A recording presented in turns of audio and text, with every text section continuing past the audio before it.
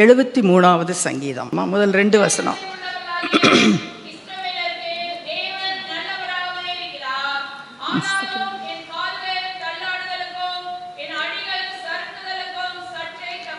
மூணாவது வசனம் வாசிங்க.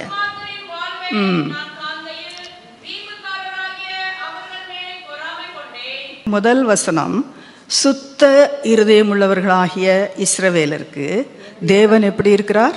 நல்லவராகவே இருக்கிறார். அப்போ அங்கே ஒரு பாயிண்ட் வச்ச மாதிரி இருக்கு. நம்ம எப்பயுமே சொல்றது கர்த்தர் நல்லவர், அவரை துதியுங்கள். அதுதான் நிறைய இடங்களில் நம்ம யோசபாத்து கூட யுத்தத்துக்கு போகும்பொழுது அந்த சேனைகளை பார்த்து அதை தான் சொல்லி கொடுத்தார். சங்கீதங்களில் நிறைய இடங்களில் பார்க்குறோம். 136ஆம் சங்கீதம் நிறைய சங்கீதத்தில் இருக்குது, கர்த்தர் நல்லவர், அவரை துதியுங்கள் அப்படின்னு. இங்கே என்ன போட்டிருக்குன்னா, கர்த்தர் தேவன் யாருக்கு தான் நல்லவராக இருக்கிறாருன்னு அதை ரொம்ப நமக்கு தெரியும். யாருக்கு தான்? எல்லாருக்குமா நல்லவரா? எப்படி இருக்கணும்? அன்றியும் அவருடைய தீர்மானத்தின்படி அழைக்கப்பட்டவர்களாய் அவரிடத்தில் அன்பு கூறுகிறவர்களுக்கு தான் சகலமும் நன்மை. அன்பு கூறுகிறவர்களுக்கு மட்டும்தான் சகலமும் நன்மைக்கு ஏதுவாக நடக்கும். எல்லாருக்கும் எல்லாம் நன்மையாக இல்லைன்னு, எல்லாமே நன்மைக்கேன்னு உலகத்தார் சொல்றாங்கல்ல, அப்படி இல்லை. அவரிடத்தில் அன்பு கூறுகிறவர்களுக்கு தான் சகலமும் நன்மைக்கு ஏதுவாக நடக்கும். இங்கே அது மாதிரி சுத்த இருதயத்தை காண்கிற தேவன். நம்முடைய தேவன் எப்படிப்பட்டவர்? இருதயத்தின் எல்லாரும் மனிதர்களெல்லாம் முகத்தை பார்த்து என்ன பண்ணிடுறாங்க? எடை போட்டுறாங்க இல்லையா? நம்பிடுறோம், ஏமாந்துடுறோம், ஐயோ ரொம்ப நல்லவங்க அப்படின்னு இல்லையா? அவங்களுக்குள்ளே இருக்கிற சில காரியங்கள் ஆண்டவருக்கு தெரியும், நம்ம யாரையும் குறை சொல்கிறதுக்கு இல்லை. ஆனால் இருதயத்தை காண்கிற தேவன். நம்ம எந்த இருதயம் நமக்கு தேவை அப்படின்னா, கர்த்தாவே என்ன எனக்கு சுத்த இருதயத்தில் என்னே சிருஷ்டியும் நிலைவரமான 51ஆம் சங்கீதத்தில் வாசிக்கிறோம் இல்லையா? தாவீது ராஜா சொல்றார், பாவத்தில் விழுந்து உணர்த்தப்பட்ட பொழுது அவர் ரொம்ப கதறி அந்த ஜெபத்தை பண்றார். கர்த்தாவே சுத்த இருதயத்தை சிருஷ்டியும் நிலைவரமான ஆவியை என் உள்ளத்திலே புதுப்பியும். அதனால நம்முடைய இருதயம் சுத்தமாக இருந்தால் கர்த்தர் எப்படி இருப்பார்? நல்லவராக இருப்பார். புலம்பல்ல 3:25 வாசித்தோம் அப்படின்னா என்ன போட்டிருக்கு? வாசிங்கம்மா. தம்மை தேடுகிறவர்களுக்கும் தமக்கு காத்திருக்கிறவர்களுக்கும் தம்மை தேடுகிற ஆத்மாவுக்கும் கர்த்தர் நல்லவர். கர்த்தர் நல்லவர். யாருக்கெல்லாம் நல்லவர் அப்படின்னா, சுத்த இருதயம் உள்ளவர்களுக்கு நல்லவராக இருக்கிறாரு. அவரை தேடினால் அவர் நல்லவர் தான். அவர்கிட்ட டோட்டலி குட் அப்படிம்பாங்க. ஆண்டவர், நம்முடைய ஆண்டவர் எப்படிப்பட்டவர்? முழுமையாக அவர்கிட்ட எந்த தீமையுமே கிடையாது. கம்ப்ளீட்டாக அவர்கிட்ட முழுமையாக இருந்தால் நன்மை தான் இருக்கு. நன்மையை எடுத்துட்டோன்னா வேக்குவமாக தான் இருக்கும். அப்படி அன்பை எடுத்துட்டா அங்கே ஒன்றும் இருக்காது. ஆனால் பிசாசு எப்படி இருக்குது அப்படின்னா, முழுமையாக பிசாசாக, இருளாக, பொல்லாப்பு நிறைந்ததாக இருக்கும் இல்லையா? அந்த ஆண்டவர் நல்லவர் தான். ஆனால் அவர் ஒரு குவாலிஃபிகேஷனை மட்டும் எதிர்பார்க்குறாரு. இருதயம் எப்படி இருக்கணும்? சுத்த இருதயம் இருக்கணும். அப்புறம் அவருக்கு காத்திருக்கணும். அவருக்கு என்ன செய்யணும்? ஓடி ஓடி நம்மளாம் எங்கெங்கே ஓடிட்டு விரைந்தோடும் கால் அப்படின்னு போட்டிருக்குல்ல, ஓடி போயிடுறது எங்கேயாவது போய் எதில் சிக்கிக்கிட்டு, அப்புறம் கர்த்தர் ஏன் எனக்கு இப்படி செய்தார் அப்படின்னு சொல்கிறதுக்கு நமக்கு என்ன உரிமை இருக்குது? அதனால் அவருக்கு காத்திருக்கிறவர்களுக்கும் அவரை தேடுகிற ஆத்துமாவுக்கும் கர்த்தர் எப்படிப்பட்டவராக இருக்கிறார்? நல்லவராகவே தான் இருக்கிறார். யாரெல்லாம் நல்லவராகவே இருக்கிறார்னு சொல்றீங்க? கர்த்தர் நல்லவர், நல்லவராகவே கர்த்தர் நல்ல. அது 3 வசனங்கள் கூட இருக்கு இல்லையா? அதாவது 119 68 பார்த்தோம் அப்படின்னா, கர்த்தர் நல்லவரும் நன்மை செய்கிறவருமாய் இருக்கிறார். நல்லவர் என்ன? நல்லவருன்னா அப்பா ரொம்ப நல்லவர். ஒன்றுமே கொடுக்கலன்னா எப்படி இருக்கும்? ஒரு பிரயோஜனமே இல்லை இல்லையா? ஒன்றுக்குமே ஆகலைன்னு சொல்கிறாங்க இல்லையா? அப்படி இல்லை. கர்த்தர் நல்லவரும் நன்மை செய்கிறவருமாய் இருக்கிறார். 25:8 என்ன போட்டிருக்கு?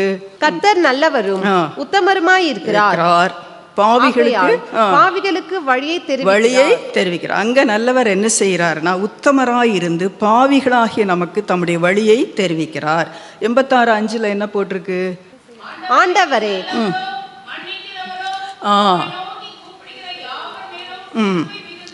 சரி, இந்த 3 வசனத்தை ஞாபகம் வச்சுக்கோங்க. நல்லவரும் மன்னிக்கிறவரும். நல்லவர் சும்மா இருக்கிறது இல்லைங்க. நல்லவருன்னு சொல்லிட்டு சும்மா இருந்த ஏதாவது ஒரு உதவி செஞ்சாதான் நம்ம நல்லவருன்றதுக்கு அர்த்தம் இருக்கு இல்லையா? நல்ல மனுஷன்தாங்க அப்படின்னு சொல்லுவோம்ல வீட்டில், ஆனால் ஒரு உதவி இல்லைங்க. அப்படி இல்லை. எல்லா விதத்துலேயும் அவர் நமக்கு நன்மை செய்கிற தேவனாக இருக்கிறார்.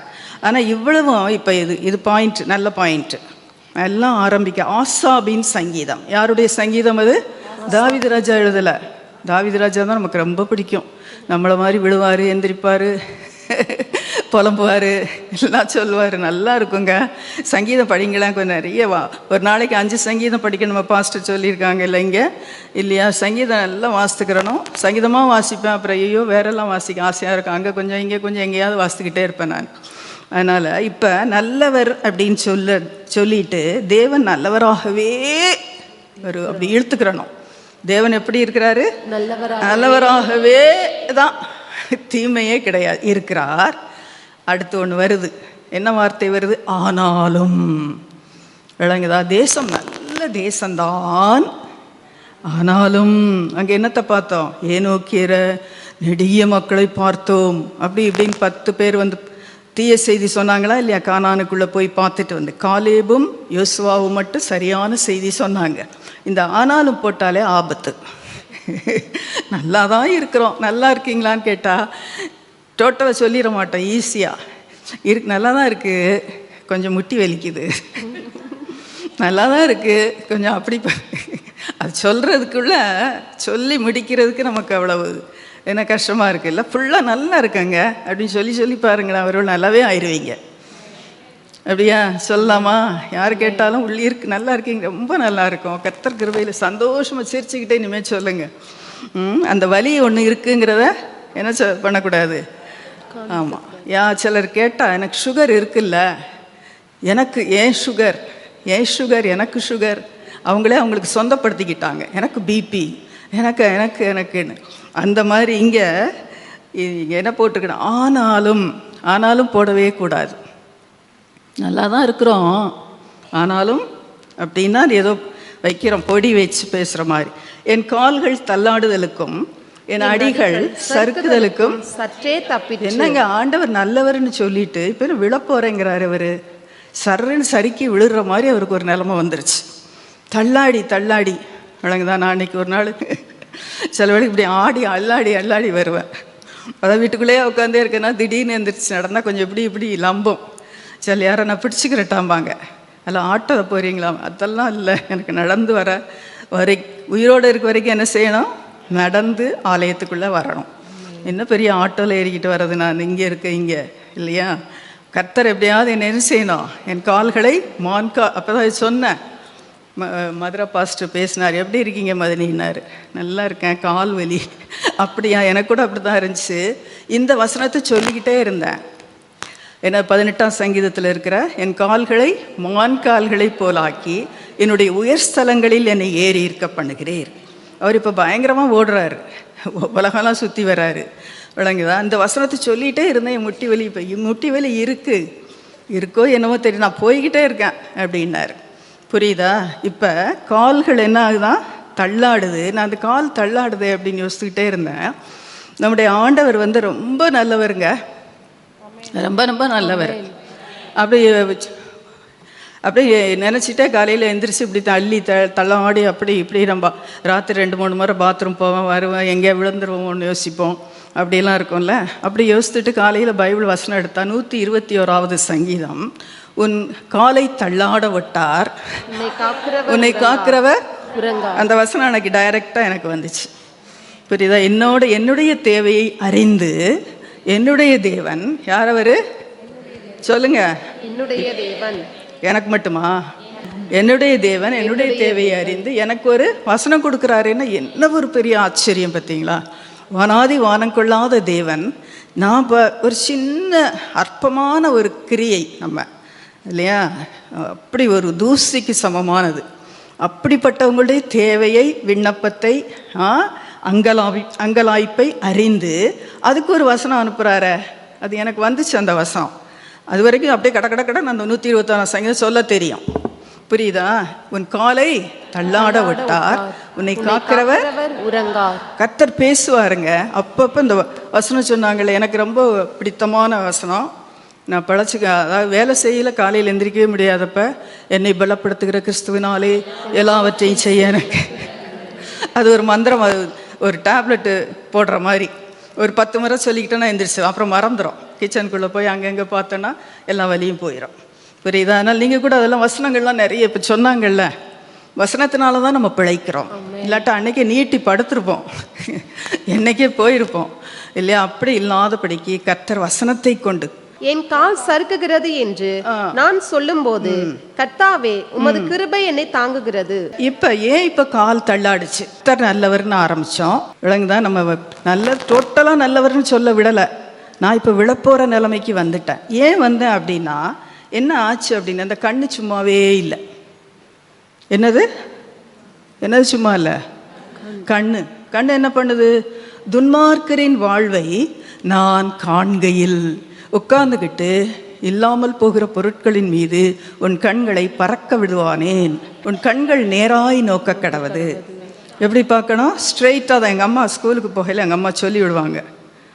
நான் பார்க்குறேன் பயமாக இருக்குது. கோ எஜுகேஷன் அப்படி இல்லை, சின்ன பிள்ளைங்கள் அங்கே எங்கே பார்க்கக்கூடாது, நேராக பார்க்கணும்பாங்க. அது ரொம்ப பிரயோஜனமாக இருக்கும். அப்படி இப்படி பார்த்தா எல்லோரும் நம்மளை பார்க்குறாப்புல இருக்கும், எல்லோரும் நம்மளை விரட்டுற மாதிரி இருக்கும். ஓடியே வந்து வீட்டில் வந்து புகுந்துருவேன். புரியுதா? அப்போ கண்ணை எப்படி பார்க்கணும்? நேராய் பார்க்கணும். இல்லை, இவன் நேராக பார்க்கல. யாரை பார்த்தார் அவர்? யாரை பார்த்தாரு? தேவனை பார்த்துக்கிட்டே இருந்தார். நல்லவங்கப்பா நீங்கள், எவ்வளோ நல்லவங்க. ஆனால் போகிற வழியிலேயே பாரு, அது பாரு எவ்வளோ பெரிய வீடு கட்டிருச்சு, இது பாரு எவ்வளோ பெரிய காரில் போகுது, இது பிள்ளை அமெரிக்கா போயிடுச்சு. இவங்கெல்லாம் தேவனுக்கே பயப்படலை, இவங்களாம் நல்லா தானே இருக்காங்க நினைக்கிறீங்களா? நினச்சதே இல்லையா யாருமே? அதை போட்டோம். சபைக்குள்ளேயே அவங்களாம் நல்லா இருக்காங்க, அவங்களுக்கெல்லாம் கஷ்டமே இல்லை. நான் தான் அப்படி நமக்கு ஒரு வருமா வராதா? வரவே இல்லைன்னு சொல்கிறவங்களாம் கை வருத்துங்க. அப்படி நினச்சதே இல்லை எல்லாருமே. சரி, அப்போ துன்மார்க்கரின் வாழ்வு உங்களை யார் பார்க்க சொன்னா? உங்களை எதை பார்க்கணும்? நீங்கள் கர்த்தருடைய வழிகளை பார்க்கணும், தேவ மனிதர்களை பார்க்கணும், ஆலோசனை சொன்னதை கேட்கணும், பைபிள் வசனத்தை பார்க்கணும். எல்லாத்தையும் விட்டுட்டு எதை போய் உட்காந்து பார்க்குது? அவன் ஒயின் ஷாப் வச்சுருக்கானே, 3 மாடி வீடு கட்டிட்டானே அப்படின்னு பார்த்தது மட்டும் இல்லை, அவங்க மேலே என்ன வந்துருச்சு? பொறாமை. விளங்குதா? துன்மார்க்கர் மேலே பொறாமப்படக்கூடாது.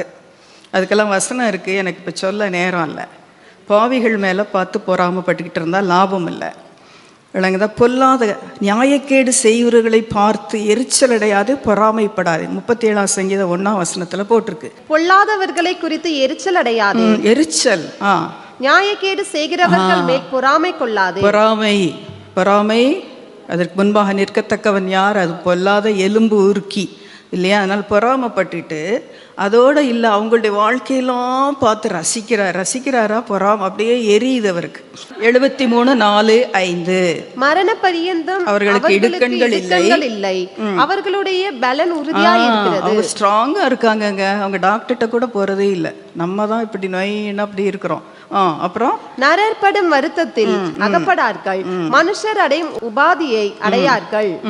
ஆகையால் பெருமை சரப்பணியை போல் அவர்களை சுற்றி கொள்ளும், கொடுமை ஆடையை போல் அவர்களை மூடிக்கொள்ளும். 12 வசனம் வாசிங்க. இதோ இவர்கள் துன்மார்க்கர், இவர்கள் என்றும் சுகஜீவிகளாய் நல்ல சுகமா இருக்கிறாங்க, ஆஸ்தியை பெருக பண்ணுகிறார்கள். நான் இப்பதான் பாயிண்ட் சொல்றாரு. நான் விருதாவாகவே என் இருதயத்தை சுத்தம் பண்ணி குற்றமில்லாமையிலே என் கைகளை கழுவினேன். நாள்தோறும் நான் வாதிக்கப்பட்டும் காலைதோறும் தண்டிக்கப்பட்டும் இருக்கிறேன். துன்மார்க்கருக்கு இருக்கிற செல்வ செழிப்பு விளங்குதா? சுக ஜீவியம், ஆஸ்தி பெருகுதான், அவங்களுக்கு பெருகிக்கிட்டே போகுது, வீடு மேலே வீடு வருது. விளங்குதா? வேற என்ன இருக்குது? பிள்ளைங்களும் அப்படி கும்பலாக போவாங்க, பார்த்துருக்கீங்களா? அவன் குடிப்பான், அடிப்பான், சண்டை போடுவான், எல்லாம் ஒன்றா சேர்ந்துக்கிறவாங்க. ஒரு சிஸ்டர் ஒருத்தர் சொன்னாங்க, பாருங்கள் பக்கத்து வீட்டில் அவங்க அவ்வளோ பொல்லாதவங்க, ஆனால் எங்கே போனாலும் ஒன்றா போகிறாங்கங்க. நம்ம வீட்டுக்குள்ளே நம்ம ஆலயத்துக்கு வரோம், 4 பேர் 4 பக்கம் போகிறோம். ரொம்ப வருத்தமாக சொன்னாங்க. பிசாசு அப்படி அவங்கள விட்டுரும். அவங்களுக்கு சோதனையே கிடையாது, அவங்க என் பக்கம்தான், அதனால் போய்க்க என்ஜாய் பண்ணிக்கன்னு விட்டுரும். நம்மளைத்தான் என்ன பண்ணும்? பிடிச்சிக்கிட்டே இருக்கும். கடைசி வரைக்கும் ஹெவனுக்குள்ளே கால் வைக்கிற வரைக்கும் நமக்கு ஒரு பிடிச்சி இழுத்துடலாமான்னு பார்ப்போம். தெரியுமா ஏன் இந்த சோதனை நமக்கு? அதனால தான் நம்ம அவன் பக்கம் வந்துடலாமா வந்துடுவாங்களான்னு பார்க்குறான். அதனால் அவங்க எப்படி சுகஜீவிகளாக இருக்கிறாங்க, ஆஸ்தியெல்லாம் பெருகுதான். நான் தன்னை பற்றி ரொம்ப பரிதவித்து கொள்கிறார். என்ன பரிதவிக்கிறாரு? நான் விருதாவாகவே என் இருதயத்தை சுத்தம் பண்ணி, நான் பயந்து பயந்து கர்த்தருக்கு பயந்து பயந்து பொல்லாப்பை விட்டு விலகிட்டே தான் இருக்கிறேன். வாயெல்லாம் அடக்கி தான் இருக்கிறேன். நான் கண்ணை கூட பத்திரமா தான் வச்சுருக்கிறேன். ஆலயத்துக்கு ஒழுங்காக போகிறேன். எல்லாமே நான் ஏதாவது என்னால் முடிஞ்ச அளவுக்கு பண்ணுறேன். விருதாவாகவே இருதயத்தை சுத்தம் பண்ணி குற்றமில்லாமல் என் கைகளை கழுவி தீமைக்கு விலகி ஜீவிக்கிறேன். ஆனால் எனக்கு தான் என்ன வருது சொல்லுங்க? நாள்தோறும் வாதிக்கப்பட்டும் காலைதோறும் தண்டிக்கப்பட்டும் இருக்கிறேன். அப்படி நினைக்கிறீங்களா? நினைக்கலையா? கர்த்தர் யாரை, எந்த தகப்பன் எந்த பிள்ளையை நேசிக்கிறாரோ அந்த பிள்ளையை என்ன செய்வார்? சிட்சிக்கிறார். அப்படின்னு தானே வசனம் போட்டிருக்கு. எந்த டீச்சர் பிள்ளைங்க மேலே அக்கறையாக இருக்காங்களோ 2 அடி போடுவாங்க. ஏன் இவ்வளோ குறைய மார்க் வாங்கினேன், ஏன் 0 வாங்கினேன், ஏன் ஃபெயிலான விளங்குதான். முன்னெல்லாம் அடிக்கலாம், இப்போ அடிக்கக்கூடாது. அதனால நான் விருதாவாகவே என் இருதயத்தை நான் பண்ணுறதெல்லாம் அப்போ வீண் அப்படி நம்ம நினைக்கவே கூடாது. விளங்குதா? அப்படி நினைக்கலாமா? அப்படி ஒரு தாட்டுக்கு நம்ம இடம் கொடுக்க. நான் விருதாவாகவே என் இருதயத்தை சுத்தம் பண்ணி குற்றமில்லாமையிலே என் கைகளை கழுவினேன். நாள்தோறும் நான் வாதிக்கப்பட்டேன், காலைதோறும் தண்டிக்கப்பட்டும் இருக்கிறேன் சொல்லிட்டு அடுத்த ஒரு நல்ல வசனம் சொல்றார். இவ்விதமாய் பேசுவேன் என்று நான் சொன்னேனானால் இதோ உம்முடைய பிள்ளைகளின் சந்ததிக்கு துரோகி ஆவேன். இப்படி யாராவது பேசுனீங்களா? பேசுறோமா?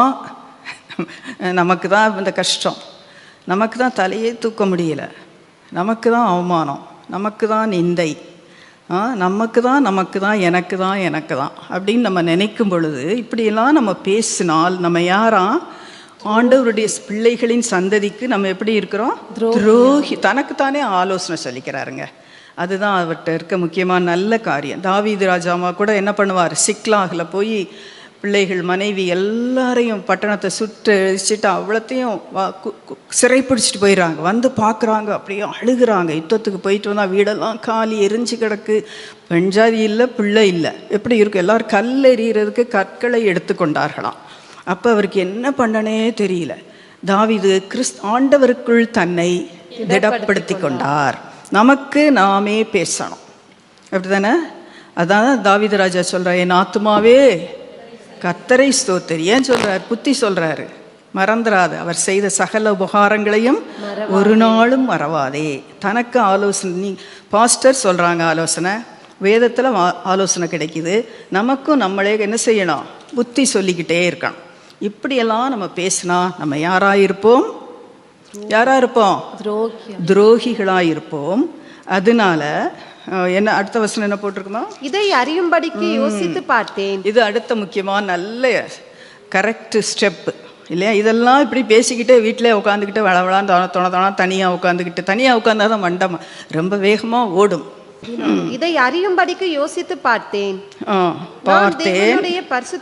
இப்படியெல்லாம் யோசித்துக்கிட்ட வீட்டுல உட்காந்துடக்கூடாது. இதனால தாங்க நாங்கள் சர்ச்சுக்கே வரலைங்க. தேவனை தேடாதவங்களாம் நல்லா இருக்கிறாங்க, அவங்களுக்கு கஷ்டமே இல்லை.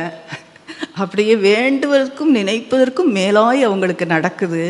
எங்களுக்கு தான் இவ்வளோ கஷ்டம் அப்படின்னு யாராவது நினச்சிக்கிட்டு வீட்டில் என்னது மட்டம் அடிச்சுட்டு உட்காந்துருந்தீங்கன்னா, இங்கே என்ன ஒரு ஆலோசனை போட்டிருக்கு, இதை யோசித்து பார்க்கும்படி எங்கே போனார்? நான் தேவனுடைய பரிசுத்த ஆலயத்துக்குள் பிரவேசித்து சர்ச்சுக்குள்ளே வந்துடணும். எங்கே வந்துடணும்? சர்ச்சுக்குள்ளே வந்து அவங்களுடைய முடிவு என்னன்னு அப்போ தான் புத்தி வருது அவருக்கு. அவங்க எப்படி முடிக்கிறாங்க, நம்ம எப்படி முடிக்க போகிறோம் இல்லையா? அவங்களுடைய முடிவு எப்படி இருக்கும்? முடிவு என்ன போட்டிருக்குது? அவர்கள் முடிவை கவனித்து உணரும் அளவும் அது என் பார்வைக்கு விசனமாய். அது வரைக்கும் ரொம்ப ஓடுது. நமக்கு ஒரு கால் சறுக்குது, தள்ளாடுதுன்னு வசனம் வந்துடுது. கிருபை உன்னை தாங்கும் இல்லையா? அப்படி இருக்கு. அவங்களுக்கு என்ன போட்டிருக்கு? சறுக்கலான இடங்களில் அவர்களை நிறுத்தி பாழான இடங்களில் அவர்களை ஒரு செகண்ட்ல இல்லாமல் போயிடுறாங்க. அவங்களுடைய முடிவு பார்த்தீங்களா இல்லையா? அவங்க நல்ல நம்ம சந்தோஷப்படுறதுக்கு இல்லை, ஓஹோன்னு வாழ்ந்தாங்க, பெரிய ஒயின் ஷாப் வச்சுருந்தாங்க. இப்போ என்னென்ன இல்லாமலே போயிட்டாங்க இல்லை? எங்கே இப்படி வந்துச்சோ அப்படியே போயிடுச்சு இல்லையா? அப்படிலாம் அந்த முடிவை யோசிக்கிற அறிவு நமக்கு கஷ்டம்.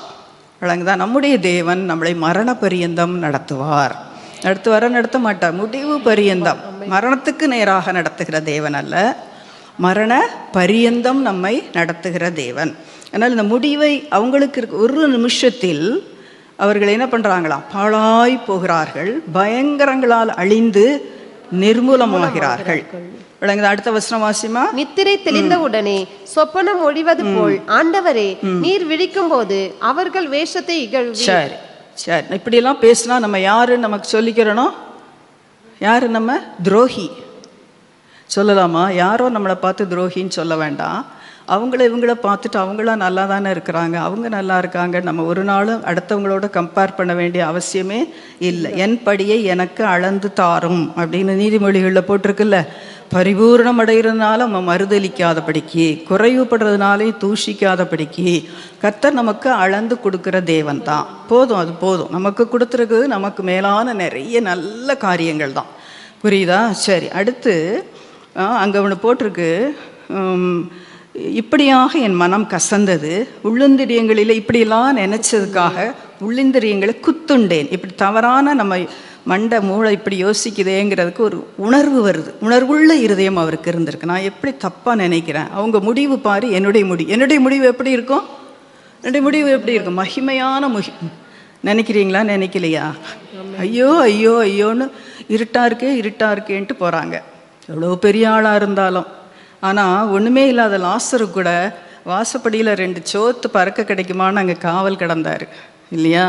அவர் அங்கே ஈயெல்லாம் அரிச்சிக்கிட்டு நாயெல்லாம் நக்கிட்டு கிடந்தார். கண்ணை மூடும் பொழுது தேவதூதர்கள் வந்து அவர் எங்கே கொண்டு போய் விட்டாங்க?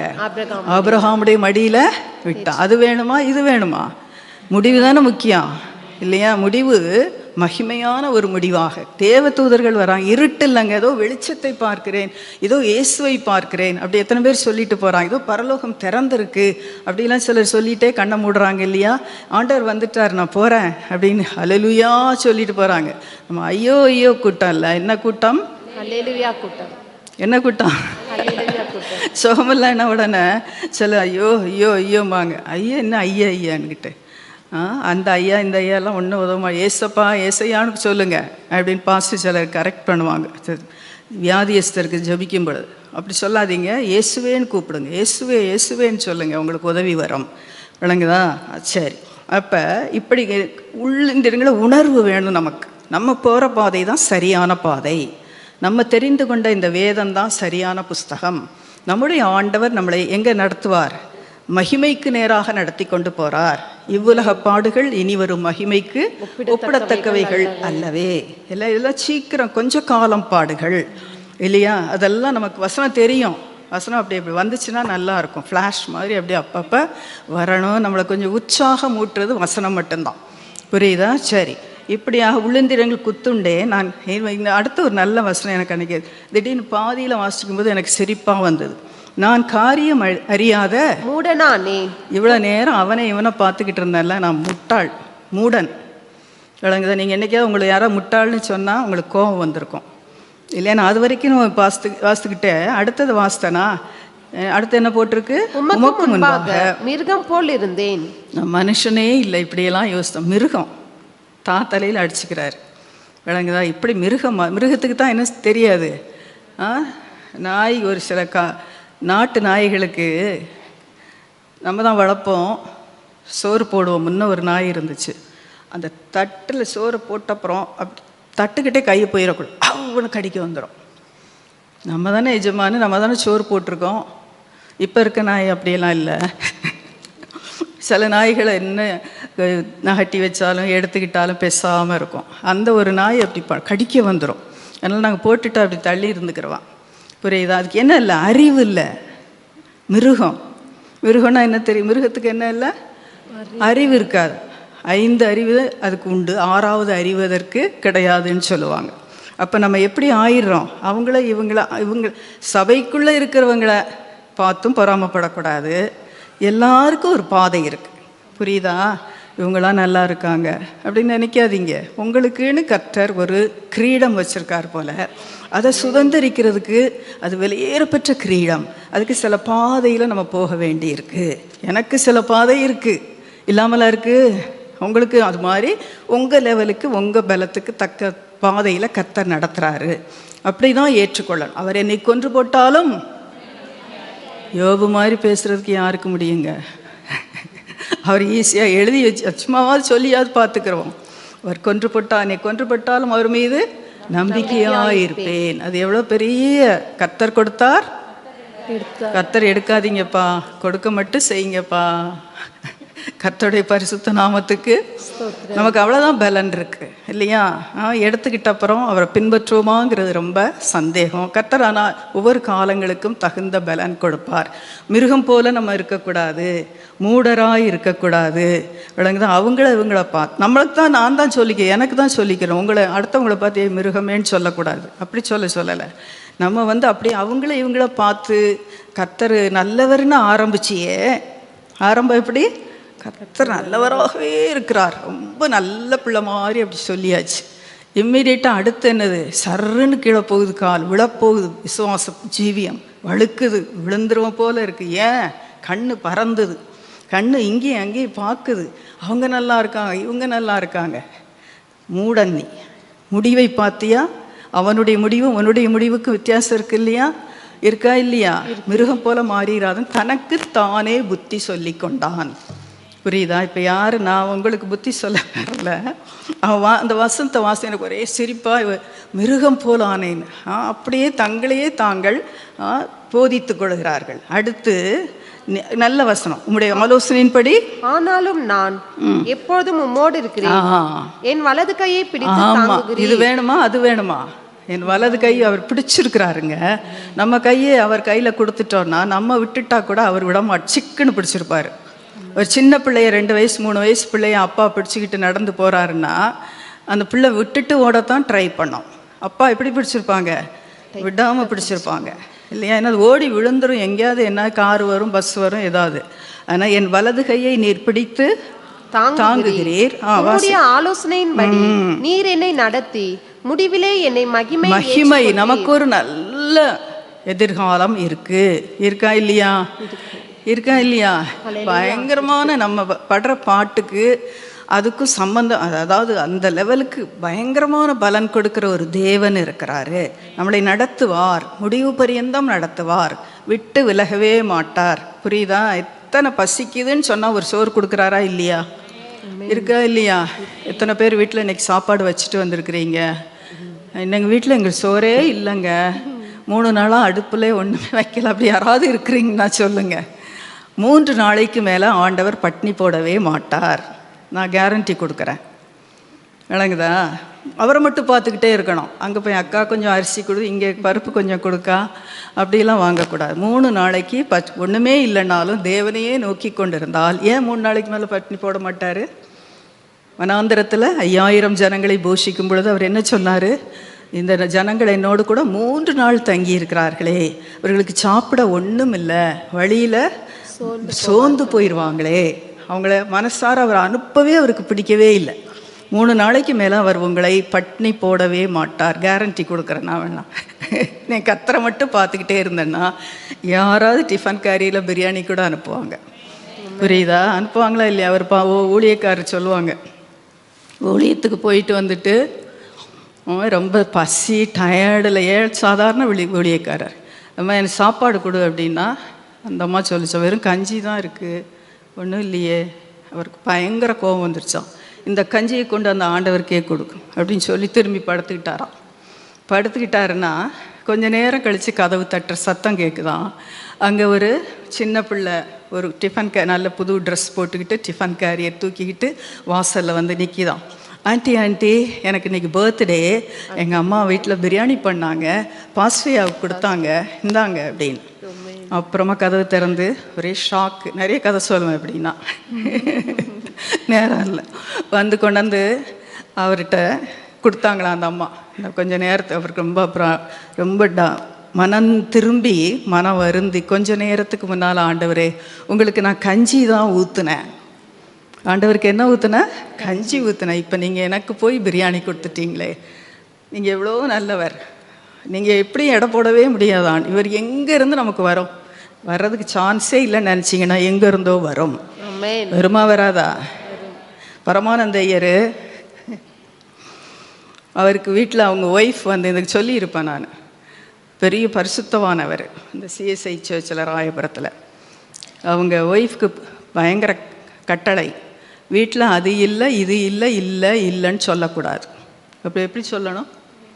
வாங்கணும், காலியாயிருச்சு அப்படியா சொல்ல.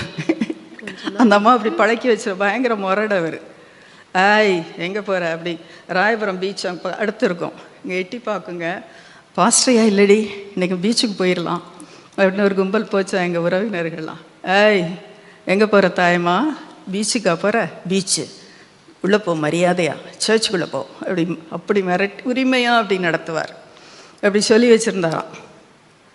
அவருக்கான 4 மணிக்கான டீயும் பிஸ்கட்டும் வேணுமா. அன்னைக்கு டீ தூளும் இல்லை, நீங்கள் என்ன கொண்டு கொடுத்துருப்பீங்க. பிஸ்கட் வாங்க காசும் இல்லையா. இந்த அம்மா பார்த்தாங்களா, ஐயா ஈசி சேரில் சாஞ்சிக்கிட்டு ஜோ பண்ணிக்கிட்டு பாட்டு ஏதோ இருக்கிறாரு. 4 மணிக்கு முன்னால் போய் அந்த ஸ்டூல் மேலே அந்த டீ கப்பு வைக்க சாசரை வச்சு டீ டப்பா கொண்டு டப்புன்னு அது மேலே வச்சுட்டு பேசாமல், இல்லைன்னு சொல்லக்கூடாது, விளங்குதா? இல்லை இது இப்படி சொல்லிட்டாங்க, இல்லைங்கிற தெரியப்படுத்திட்டாங்க. போயிட்டாங்களாம். அவர் கணச்சிக்கிட்டாராம். அப்படி பேசாமல் இருந்தார். கொஞ்சம் நேரம் கழித்து வாசல் தட்டிச்சான். வாசலை தட்டுற சத்தம் கேட்டால் ஊர்களில் இருந்து பாட்டிமார்கள் வருவாங்கள்ல, அந்த காதில் இப்படி பெருசு பெருசாக போட்டுட்டு, சிவகாசியிலேருந்து சீக்ரெட் கிறிஸ்டியன் அவங்க 4 பேர் 3 பேர் வந்தாங்களாம். இப்படியெல்லாம் போட இப்படி கட்டிக்கிட்டு, ஐயா உங்களை புஸ்தகம்லாம் வாசித்திருக்கோம், உங்களை பார்த்துட்டு போகலான்னு வந்தோம் ஐயா அப்படின்னு சொல்லிட்டு, வாங்க அப்படின்னு சொல்லி எனக்கு ஜெபம் பண்ணுங்க ஐயா. ஜெபம் பண்ணி விட்டாராம். அதுக்கப்புறம் அவர் ஜெபிக்கையில் அது 3 குசு குசுன்னு அந்த பாட்டிங்கள் பேசி ஏதோ எடுத்து போய் சுருக்கு பையை வெளியே எடுத்து கொஞ்சம் காசெல்லாம் கலெக்ட் பண்ணிக்கிட்டு அவங்க ஜெபிச்சு முடித்தோடனே அந்த எங்கே வைக்கன்னு தெரியல, அவர்கிட்ட கொடுக்க முடியாது, பெரியவர் அவர்.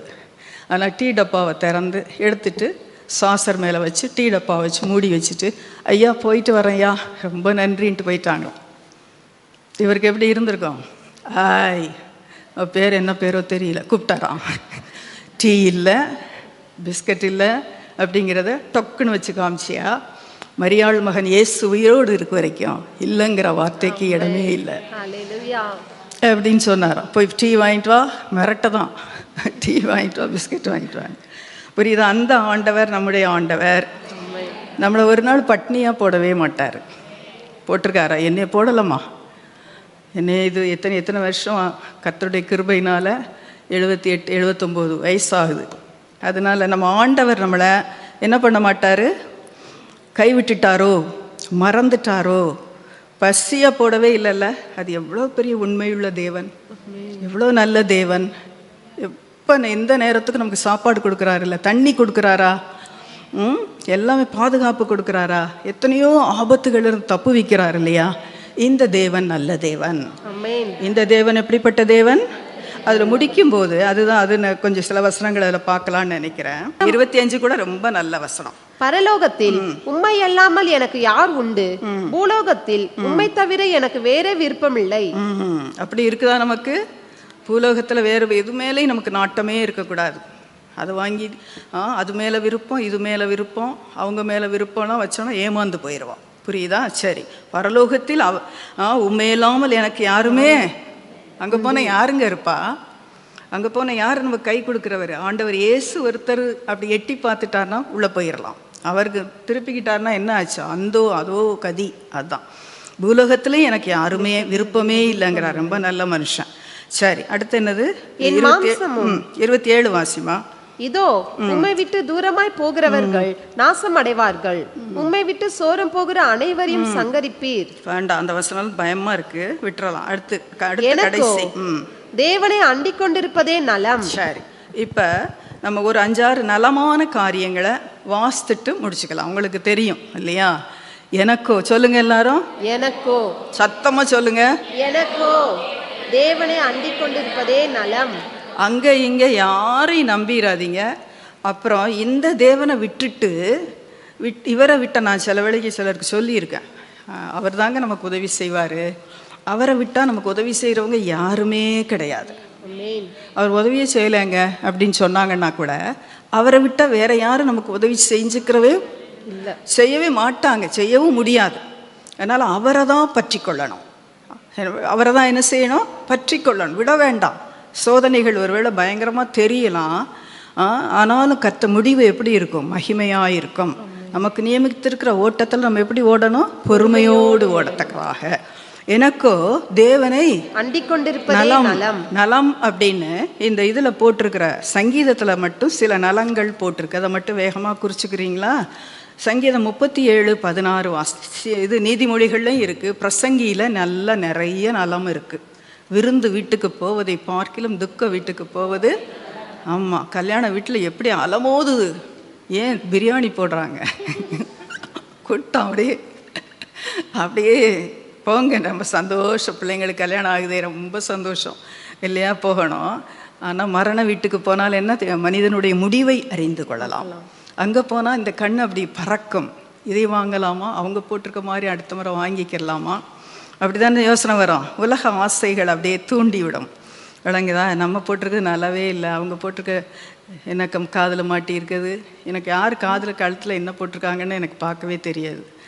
அதனால் கர்த்தருடைய கிருபையினால் அந்த எப்போ சின்னதிலே இருந்து எனக்கு இது மாட்டிக்கிறதே பிடிக்காது, எனக்கு அது சூட்டாகவும் ஆகாது. அதனால் போட்டது எங்கள் அக்கா சொல்லும், வெள்ளையாக இருக்குது, உனக்கு ஒன்று போட்டாலும் நல்லாவே இருக்காது, நான் தான் போட்டேன்னா அழகாக இருக்கேன் அப்படிங்க. கருப்பாக இருப்பாங்க, அவங்களுக்கு எடுப்பாக இருக்கு. சரி, எனக்கு அது செட்டே ஆகாது, எனக்கு அது மேலே நோக்கமும் கிடையாது. அதனால் தூக்கி தூக்கி யாருக்காவது கொடுக்குறது, காலி பண்ணுறதுனா காலி பண்ணிடலாம். சரி, இப்போ என்ன சொன்னேன் நான்? விருந்து வீட்டுக்கு போவதை பார்க்கிலும், ஆமாம், தனியாக இருப்பதை பார்க்கிலும் இருவர் கூடியிருப்பது நலம். ஏன்னா யாராவது ஒருவர் வந்தால், எதிராக வந்தால் மேற்கொள்ளலாமே, 2 பேர் கூடி சண்டை போடலாமே. முப்புரி நூல் சீக்கிரம், அதில் ஆண்டவரும் சேர்ந்து இருந்துட்டா ரொம்ப நல்லது. விளங்க அப்படி நிறைய அங்கே போட்டிருக்கு இல்லையா? பிரசங்கியில் சங்கீதத்தில் 37:16 வாசிங்கம்மா, குறிச்சுக்கங்க. நீங்கள் போய் வீட்டில் அப்புறம் நலம்ங்கிறத அப்புறம் பாருங்க. நீதிமானுக்குள்ள கொஞ்சமே நல்லது. அவ்வளோதானா? அதுக்கு முன்னால் என்ன இருக்கு? அநேக துன்மார்க்கருக்குள்ள செல்வ திரட்சியை பார்க்கிலும் நீதிமானுக்குள்ள கொஞ்சமே நல்லது. அதாவது யாருக்கு? துன்மார்க்கருக்குள்ள செல்வ திரட்சியை பார்க்கிலும் நீதிமானுக்குள்ள கொஞ்சமே நல்லது. ஐயோ, கொஞ்சம் தானே வச்சிருக்கோம், இவ்வளோண்டு தானே இருக்கு அப்படின்னு யோசிக்கவே வேண்டாம். நீதியாய் வந்த வருமானம் நல்லது. விளங்குதா? அநியாயமாய் சம்பாதித்த அநேக பொருளை பார்க்கலாம். அது ஒரு வசனம் இருக்குது, பார்க்கலாம். நம்ம நீதியின் வழியில் கிடைக்கிற கொஞ்சம் பொருள் உத்தமம் அப்படின்னு போட்டிருக்கோம். அநியாயம் கையில் இருந்துச்சுன்னா கைகள் ரத்தத்தினால கரை படிந்திருக்கு, உன்னுடைய ஜபத்தை நான் கேட்க மாட்டேன் அப்படின்னு ஆண்டவர் சொல்கிறார். அதனால் துன்மார்க்கருக்கு நிறைய வச்சுருக்காங்கப்பா, அதுதான் நமக்கு அடுத்தவங்ககிட்ட இருக்க நிறைய இருந்துச்சுன்னா நமக்கு கஷ்டமாக இருக்கா? அப்போ என்னது? உன் கையில் இருக்க கொஞ்சத்தை 5 அப்பம் 2 மீனை ஆண்டவற்றை கொடுத்தால் அவர் ஆசீர்வதித்து அதை என்ன பண்ணுவார்? பெருக பண்ணி தேவையெல்லாம் சந்தித்து மீதம் எடுக்க பண்ணுவார். மீதம் கொடுக்குறாரா ஆண்டவர்? சாப்பிட்டா வலிச்சு அப்படியே எடுக்கிறதுக்கு இல்லை, மிச்சம் இருக்க அளவுக்கு அந்த மாதம் முழுவதும் செலவழித்து கொஞ்சம் மிச்சம் வச்சுருக்கிறோம் அப்படின்னு சொல்கிறீங்களா? இப்போ நல்ல சபையில் நாட்டப்பட்டிருக்கீங்க இல்லையா? நல்ல போதனைகள் உங்களுக்கு கிடைக்குது. கர்த்தருக்குரியதே கர்த்தருக்கு கொடுத்தோம் அப்படின்னா கடைசியில் நம்மளை தடவிக்கிட்டு இருக்கிறதுக்கு, தவிக்கிறதுக்கு கர்த்தர் என்ன செய்ய மாட்டார்? விட மாட்டார். அதுதான் நீதிமானுக்குள்ள என்னதுனாலும் மறுபடியும் வசனம் வாசிக்கணும். அநேக துன்மார்க்கருக்குள்ள செல்வ திரட்சியை பார்க்கிலும் நீதிமானுக்குள்ள கொஞ்சமே நல்லது. நீதிமானுக்குள்ள கொஞ்சமே நல்லது. சரி, கொஞ்சமா வச்சிருக்கோமே, கொஞ்சம் இருக்கே எப்படி கல்யாணம் முடிப்போம் அப்படின்னு நினச்சிக்கிட்டு இருந்தீங்கன்னா கர்த்தர் கரத்தில் கொடுங்க. கடனே இல்லாமல் முடிக்க உதவி செய்தார். அப்புறம் கொடுங்கன்னு சொன்னாங்க அந்த வீட்டில். அப்படியெல்லாம் மாப்பிள்ளை வருது, உங்கள் பொண்ணை கொடுத்தா போதும் அப்படின்னு சொன்னாங்க. அப்புறம் மிச்சம் கூட எடுத்தோம். விளங்குதான்? மீதி கூட எடுத்தோம். ஒரு முறை ஒரு சின்ன சாட்சி சொல்கிறேன். நான் சொல்கிறேன், நாங்கள் 15 நாள் அந்த பீச்சில் மீட்டிங் நடத்தும் பொழுது 300 பேர் தான் இருப்போம் சபையில். அவ்வளோ பெரிய பீச்சில் 15 days ரெண்ட்டு கொடுத்து லைட்டு போட்டு என்ன அரேஞ்ச்மெண்ட்டு, எவ்வளோ காசு உங்கள்கிட்ட இருக்குன்னா எது இருக்குன்னே கிடையாது. ரொம்ப ஜெபம் பண்ணாங்க, மிச்சம் எடுக்கிற அளவுக்கு உதவி செய்யுங்கப்பான்னு. கொஞ்சம் பேராக வீட்டில் கூடி அப்பப்போ நிறைய பேர் தங்கியிருந்தாங்க, ஜெபிச்சிருக்கோம். அப்போ 15 நாளும் ஒரு கடனே வைக்கலை. பாஸ்டருக்கு எப்பயும் மீட்டிங் நடத்தினா யார்கிட்டையும் கடன் சொல்லிட்டு வரமாட்டாங்க. PA சிஸ்டம்காரன், லைட்டிங் போட்டவன், சேர் போட்டவன் அங்கே செட்டில் பண்ணால் தான் வெளியே வருவாங்க. அவன்கிட்ட பேரம் பேசவும் மாட்டாங்க. குறைச்சி போடு, இது ஊழியம், அப்புறம் தரம் பாதி, இந்த பேச்செல்லாம் கிடையாது. கரெக்டாக அங்கே கொடுத்துட்டு தான் வருவாங்க. 15 நாளைக்குள்ளதும் கொடுத்து முடிச்சுட்டு நாங்கள் மிச்சம் எடுக்கணும்னு ஜெபம் பண்ணது கூட மறந்துட்டோம். எல்லாம் செட்டில் பண்ணி முடித்த அப்புறம் கொஞ்ச நாள், ஒரு வாரமாக 4 நாளைக்கு அப்புறம் பார்த்தா கட்லடியில் அங்கே அப்போ கொண்டு வந்து அந்த காயின்ஸு நோட்டு அது இதெல்லாம் கவுண்ட் பண்ணுவாங்க உள்ளே உட்காந்து. கொஞ்சம் மீதி பெரிய நோட்டெல்லாம் எடுத்துகிட்டு எல்லாம் முடிச்சு போட்டு கொஞ்சம் தேவைக்கெல்லாம் எடுத்துகிட்டு உள்ளே போட்டு கட்லடியில் போட்டு வச்சுருந்துருக்காங்க யார், அந்த கமிட்டியில் உள்ளவங்க.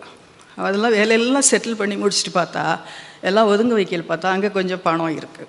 பணம்னா அப்போ ஆண் இல்லை, மிச்சம் இருக்குது. அந்த காலத்தில் 3000 4000லாம் பெருசு. இவங்க தான் எண்ணி எடுத்து அதை இது மீதி, இது என்னது செலவெல்லாம் 15 நாள் கூட்டம் நம்ம மெரினா பீச்சில் நடத்துறதுனா நம்மளால் நடத்த முடியாது. அப்பையும் கூட கர்த்தர் என்ன செய்தார், கடனையோ கடன் சொல்லவோ கடன் வாங்கவோ விடுறதில்லை. கடன் வாங்கினதும் இல்லை, கடன் குடும்பத்துக்காகவோ கடன் வாங்கினதும் இல்லை, கடன் சொன்னதும் கிடையாது. அப்போ மீதம் எடுக்க கர்த்தர் உதவி செய்வார். நம்ம ஜெபிக்கணும். இந்த கல்யாணத்தில் யார் இப்போ கல்யாணம் முடிக்க போகிறா அடுத்து? சரி, இந்த கல்யாணத்தில் நாங்கள் செலவெல்லாம் நல்ல தாராளமாக சோறு போட்டு, நல்ல சோறு போடுறாங்க இப்போல்லாம் இல்லை. 2 கல்யாணத்தில் நல்ல பிரியாணியெல்லாம் போட்டாங்க. கூட்டம் அப்படியே அலமோதுதுன்னாங்க. சரி, நல்ல சாப்பாடெல்லாம் கொடுக்குற கர்த்தர் கைகளை பலப்படுத்தி இருக்கிறார் இல்லையா? இவங்களாம் அப்படின்னு நம்ம அற்பமாக நினைக்கவே, கர்த்தர் கூட இருக்கிறவர் யார்? மழையை நிறுத்தி கொடுப்பார், கல்யாணத்தை நல்லா நடத்துவார், நல்ல மாப்பிள்ளை வீட்டில் தேடி வந்துச்சு இல்லையா?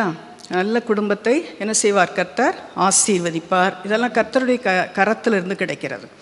அதனால் மீதம் எடுக்கிற அளவுக்கு கர்த்தர் நம்மளை நடத்துவார். நடத்தி இருக்கிறாருல்ல. மிச்சம் என்னங்க, நிறையவே மிச்சம் இருக்குது. ஆனால் வேற காரியம்தான் எங்களுக்கு அப்படின்னா அதையும் மாற்றுவார். எல்லாவற்றையும் கர்த்தர் என்ன செய்வார்? மாற்றி கொடுப்பார். ஆனால் நமக்கு கொஞ்சம் இருக்குன்னு நினைக்காதீங்க. அப்பப்போ தேவையை சந்திப்பார். எங்கேருந்து வருதுன்னே தெரியாதுங்க. சொல்லுவாங்க தெரியுமா, நாங்கள் பெரிய ஊழியத்தில் ஒன்றும் இல்லை, சின்னது தான்.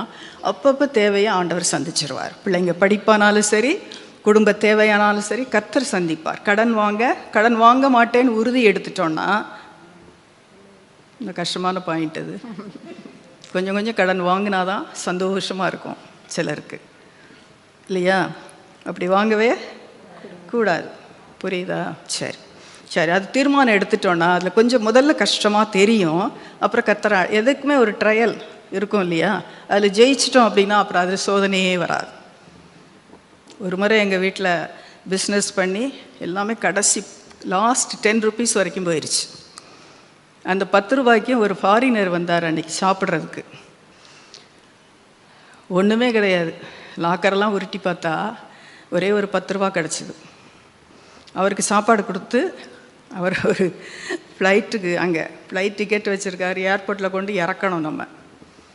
அந்த 10 ரூபாயை தடவி எடுத்து அப்போ ரொம்ப வருஷத்துக்கு முன்னால் 10 ரூபாய்க்கு ஒரு ப்ரெட்டு, முட்டை, உருளைக்கிழங்கு, பட்டர் எல்லாம் வாங்க முடிஞ்சுது. எல்லாம் வாங்கி 2 முட்டை என்னமோ போட்டு அவருக்கு என்னமோ அவர் அதானே சாப்பிடுவார். அதெல்லாம் வச்சா இது ஜஸ்ட் வெரி சிம்பிள் ஃபுட் அப்படின்ட்டாரு. நமக்கு அதுதான் இருக்குது. இன்றைக்கி இருந்ததே பெருசியா, எங்கள் வீட்டில் சோறு தான் இருக்குது. அப்புறமா அவங்க ஊரில் அது ரொம்ப சீப், புவர் பீப்புள் சாப்பிட்றதுன்னு என்னமோ சொல்லிட்டு போ. நீல ஊரெல்லாம் போய் எல்லாருக்கும் காசை கொடுத்துட்டு நம்மகிட்ட வரையில் சும்மா வருவாங்க. எப்பயுமே நமக்கு பாதை அதுதான். நம்ம யார்கிட்டையும் ஃபாரினர்ஸ்ட்டை வாங்கவே பாஸ்டர் விரும்ப மாட்டாங்க. ஃபாரினர்ஸ் வந்தாங்கன்னா பேசினாலும் காணிக்கை கொடுத்து அனுப்பணும்னு நினைப்பாங்க. எங்கள் புல்பிட்டில் நீங்கள் பேசியிருக்கீங்க, நாங்கள் உங்களுக்கு காணிக்கை கொடுக்கணும், அவ்வளோதான். புரியுதா? ஃபாரினர்ஸ் கொடுப்பாங்கன்னு நினச்சோன்னா ஏமாந்து தான் போவோம். ஒருத்தரும் கொடுத்து இந்த கட்டவே இல்லை. நம்ம பிள்ளைங்கள் நம்ம கைகளால் நம்ம இந்தியன் மணியில் இந்தியன் மினிஸ்ட்ரி நடக்கணும். அதுதான் அவங்களுடைய விஷன். அதுக்காக தான் வெளியே வந்தாங்க ஒரு இதிலிருந்து. ஃபாரின் பணத்துக்கு நான் வாங்கவும் மாட்டேன், அதுக்கு ரிப்போர்ட் எழுதவும் எனக்கு பிடிக்கலை. சப்போர்ட் வாங்கவும் வேண்டாம், ரிப்போர்ட் எழுதவும் வேண்டாம். அதில் கணக்கெல்லாம் வந்து சேரும். ஒரு எதெல்லாமோ சொல்கிறேன் நான் உங்களுக்கு. இப்போ என்ன சொன்னேன் நான், அந்த ஃபாரினரு 10 ரூபாய்க்கு சாப்பாடு கொடுத்துட்டோமா, அதுக்கப்புறம் அவருக்கு 35 ரூபா இருந்தால் அப்போ ஏர்போர்ட்டுக்கு போகலாம். எதற்கு ஆட்டோவை கூப்பிட்டா 35 ரூபா கேட்டான். பாஸ்டர் அவங்ககிட்ட உருட்டி பார்த்தாங்க. சில்லறையெல்லாம் எடுத்தால் 35, எல்லாத்தையும் வலித்து எடுத்தாச்சு, தொடச்சி 35 rupees இருந்தது. அதை கொடுத்து அந்த ஆட்டோக்காரன்ட்டு கொடுத்து இவரை கொண்டு ஏர்போர்ட்டில் இறக்கி விட்டு அவர் போயிட்டார். இதுதான் எங்களுக்கு ஃபைனல் டெஸ்ட். கரங்களை தட்டி கர்த்தருக்கு நன்றி சொல்லலாமா? அதுக்கு பிறகு என்னை ஆண்டவர் ஒரு பைசாவுக்கும் தடவவே விடலை. இன்னைக்கு வரைக்கும் என்னை செழிப்பாய் வைத்திருக்கிறார். ஹல்லேலூயா. ஸ்தோத்திரம். அந்த டெஸ்ட்டில் நாங்கள் பாஸ் பண்ணிட்டோம். புரியுதா? எப்படி அந்த சாரிபாத்து ஒரு விதவை வீட்டில் கொஞ்சம் மாவும் கொஞ்சம் எண்ணெய் இருந்துச்சு, அதை வச்சு யாருக்கு போஷிச்சாங்க? எலியாவா எலிசாவா? போஷிச்சாங்க. அதுக்கப்புறம் அந்த வீட்டார் அனைவரும் பஞ்சகாலம் முழுவதும் சாப்பிட்டார்கள். இல்லையா? நம்ம தேரணும், சிலதில் பாஸ் பண்ணணும். பாஸ் பண்ணிட்டோன்னா அதில் டெஸ்ட்டே வராது எங்களுக்கு. இப்போ அந்த அதில் டெஸ்ட்டே கிடையாது எனக்கு. எங்களுக்கோ எங்கள் பிள்ளைகளுக்கோ கர்த்தர் எங்களை ஆச்சரியமாக நடத்துகிறார். எங்கள் பிள்ளைகளும் அதுக்கு உழைத்தாங்க அந்த பாதையில். அவங்களுக்கெல்லாம் ஒன்றுமே தெரியாது. சின்ன பிள்ளைங்க, இது சின்னதாக இருக்கும். அதுக்கு அடுத்தது அம்மாட்ட அப்பாட்ட காசு இல்லையானா அப்படி முழிக்கும். அந்த பாதையெல்லாம் கடந்து போயிருக்கான். அப்படியே வாயே திறக்காதுங்க பிள்ளைங்க. புரியுதா? அந்த மாதிரி. சரி, அதனால் கொஞ்சம் இருக்குதுன்னு பயப்படாதீங்க. அதான் பாயிண்ட். என்னது? கொஞ்சம்தான் இருக்குது, கொஞ்சம்தான் இருக்குன்னு இல்லை. அந்த கொஞ்சத்தை கர்த்தர் கையில் கொடுத்தால் கர்த்தர் என்ன செய்வார்? அதிகமாய் ஆசீர்வதித்து மீதம் எடுப்பதற்கு உதவி செய்வார். வேகமாக சில வசனம் சொல்லட்டாப்ப 52:9 வாசிங்க. வேகமா வசனமா. நீரே இதை செய்தீர் என்று. நீரே இதை செய்தீர். என்ன நடந்தாலும் கர்த்தர் செய்கிறார். உம்மை துதித்து என்றென்றைக்கும் துதித்து உமது நாமத்திற்கு காத்திருப்பேன். என்ன செய்வேன்? அது உம்முடைய பரிசுத்தவான்களுக்கு முன்பாக அது நலம். அவருக்கு காத்திருக்கணும். இவர் தான் ஆண்டவர் தான் நடத்துறாரு அப்படின்னு சொல்லி என்ன நடந்துட்டா கூட, நஷ்டமாயிட்டா கூட கர்த்தர் கூட இருக்கிறாரான்னு மட்டும் நம்ம செக் பண்ணிக்கிட்டே போனோம். நீரே இதை செய்தீர் என்று உம்மை துதித்து உமது நாமத்திற்கு என்ன செய்வேன்? காத்திருப்பேன். அது பரிசுத்தவான்களுக்கு முன்பாக நலமானது. 54:6 வாசிக்கலாம். உமது நாமத்தை துதிப்பேன், உற்சாகத்துடன் நான் உமக்கு பலியிடுவேன். கர்த்தாவே, உமது நாமத்தை துதிப்பேன், அது நலமானது. உமது நாமத்தை துதிக்கிறது நலமானதுங்க. கொஞ்சம் இருந்தாலும் கர்த்தர் கையில் கொடுத்துட்டு இருக்கணும். வழங்குதா? அது நல்லது. காத்திருக்கிறது நல்லது, துதிக்கிறது நல்லது. எல்லாம் துதி துதி துதிங்கிறாங்கல்ல, இப்போ சொல்லிகிட்டே இருக்காங்களா? துதி சொல்லும் பொழுது என்னது? தடைகளெல்லாம் நீங்கும். புரியுதா? துதிக்கிறது நல்லது. எந்த நேரத்துலையும் ஸ்தோத்திரம் ஸ்தோத்திரம் ஸ்தோத்திரம்னு வாயில் வந்துட்டுதுன்னா என்னது? ஆத்திரமும் வராது, கோபமும் வராது. ஸ்தோத்திரம் ஸ்தோத்திரம்னு சொல்லி பழகி இல்லையா, பிசாசுக்கு ஆத்திரமாக ஆயிரும். இந்த வீட்டில் எப்போ பாரு ஸ்தோத்திரம் இருக்குது, நான் வெளியே போயிடுறேன், இருக்கவே முடியல, எரியுதுன்னு ஓடியே போயிடுவான். சரி, அடுத்தது 63:3 வாசிங்க. ஜீவனை பார்க்கிலும் கிருபை நல்லது. கிருபை நல்லதுங்க. எது நல்லது? கிருபை துதிக்கிறது நல்லது, கிருபை நல்லது. காத்திருக்கிறது, கர்த்தருக்கு காத்திருக்கு. யாருக்கோ காத்திருக்கு, கர்த்தருக்கு காத்திருக்கிறது நல்லது. கிருபையை இழந்துடவே கூடாது. என்ன கிருபை நல்லதுன்னா என்னது? அவர் கூட இருந்தாருன்னா நமக்கு கிருபை இருக்கும். அவரை இழந்துடவே கூடாது, கிருபையை இழக்கவே கூடாது. அதாவது வேண்டாத காரியங்கள் செஞ்சோன்னா கிருபை நம்ம விட்டு போன மாதிரி இருக்கும். ஜெபிக்கவே முடியாது, பைபிளை வாசிக்கவே முடியாது. கிருபை போயிருச்சா? அந்த கிருபையை காத்து கொள்ளணும். வேண்டாத கூட்டத்தோடு சேர்ந்து உட்காந்து கூத்தடிச்சோன்னா பரியாசக்காரரோடு, அவங்க அநியாயக்காரரோடு பேசுகிறவங்களோட பேசி உட்காந்து உன் சகோதரனுக்கு மகனுக்கு விரோதமாக பேசி நீ பேசுகிறத நானும் கேட்டுக்கிட்டு சும்மா இருப்பேன் நீ நினச்சியா அப்படின்னு ஆண்டவர் கேட்குறாரு ஒரு இடத்துல, சங்கீதத்தில். விளங்குதா? சரி, அதனால் கிருபையை இழந்துடக்கூடாது. என்னத்தை இழந்துடக்கூடாது? கிருபை பெற்றவளே வாழ்க. சிலர் பேசினாலே கிருபையா அப்படி பொழியும். புரியுதா? பொழியலையா? சரி, அடுத்தது இதான். இது 73:28. எனக்கோ தேவனை அண்டிக் கொண்டிருப்பதே நலம். தேவனை விட்டா எனக்கு யாருமே இல்லைங்க. சொல்லுங்க எல்லாரும், தேவனை விட்டா யாராவது இருக்காங்களா? யாரும் கிடையாது நமக்கு. இதை விட நன்மையான இடம், நன்மையான தேவன் யாருமே கிடையாது. வேறு இடமே கிடையாதுங்க, போக்கிடமே கிடையாது. அவரை விட்டால் அவர் தான் கதி. சரி, அடுத்து 1000 நாளை பார்க்கிலும் 84:10. 1000 நாளை பார்க்கிலும் 9 பிரகாரங்களில் செல்லும் ஒரே நாள் நல்லது. அகாமிய கூடாரங்களில் வாசமாயிருப்பதை பார்க்கிலும் என் தேவனுடைய ஆலயத்தின் வாசப்படியில் காத்திருப்பதையே தெரிந்து கொள்வேன். அதான் ஆலய பிரகாரங்கள் நல்லது, ஆலயம் நல்லது, கிருபை நல்லது, துதிக்கிறது நல்லது, கர்த்தருக்கு காத்திருக்கிறது நல்லது. கொஞ்சம்தான் இருக்கா, கர்த்தர்ட்ட ஒப்பு கொடுத்தா நல்லது. விடுங்க, நிறைய அள்ளி குப்பை மாதிரி தலைமையில் போட்டுக்கிறணும்னு அவசியமே இல்லை. அடுத்தது இன்னும் முக்கியமான நல்லது 119:72 118:8-9 எழுதி குறிச்சுக்கோங்க. மனுஷனை நம்புவதை பார்க்கிலும் கர்த்தர் பேரில் பற்றுதலாய் இருப்பதே நலம். கர்த்தர் பேரில் பற்றுதலாய் இருப்பதே. மனுஷனை நம்பிடாதீங்க. இந்த மனுஷன் இடம் வாங்கி கொடுத்துருவான், இந்த மனுஷன் வேலை வாங்கி கொடுத்துருவான், இந்த மனுஷன் வீடு கட்டி கொடுத்துருவான், இந்த மனுஷன் அப்படி இப்படின்லாம் போனோன்னா ஏமாந்து போய் விடுவோம். மனுஷனை நம்புவதை பார்க்கலாம், கர்த்தர் பேரில் பற்றுதலாய் இருப்பதே நலம். பிரபுக்களை நம்புவதை ஆமா, எனக்கு அந்த எம்எல்ஏ தெரியும். சிலர் இந்த ஊர்ல ரொம்ப அப்படி கதை விடுவாங்க தெரியுமா. வந்த புதுசில் எங்களுக்கெல்லாம் ரொம்ப ஆச்சு. இந்த எம்எல்ஏ தெரியும், அவர் என்னமோ அவர் வீட்டில் வாசலில் வெளியே கிடப்பாராக இருக்கும். அவரை தெரியும் இவரை தெரியும், ஒன்றுக்கும் உதவாது. ஒருத்தர் ஒன்றுங்க நான் காரியமே நடக்காது. உங்களெல்லாம் நம்புவதை பார்க்கலாம், கர்த்தர் பேரில் பற்றுதலாக இருப்பதே நலம். அடுத்தது 119:72 வாசிங்க.